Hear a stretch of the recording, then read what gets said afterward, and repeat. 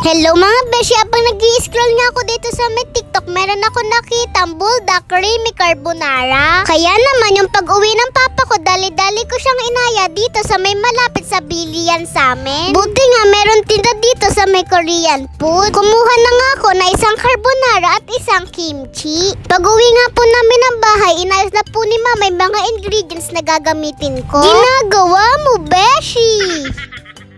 Una ko nga ginawa mga beshi, nagprito muna ako ng itlog kasi ito'y pantatoppings ko mamaya. O diba, ang sarap niya, itsura pa lang. Nasobrahan niya ako sa lagay ng mantika mga beshi, pero okay lang yun. Seryoso sa pagluluto yan, hinango ko na nga itlog mga beshi, itatabi po muna natin siya. Nagpainit na nga ako ng tubig mga beshi, nung mainit-init na nga nilagay ko na din yung pasta. Pero tulputol ko na nga lang siya mga beshi dahil hindi kasya sa mini cooking set ko.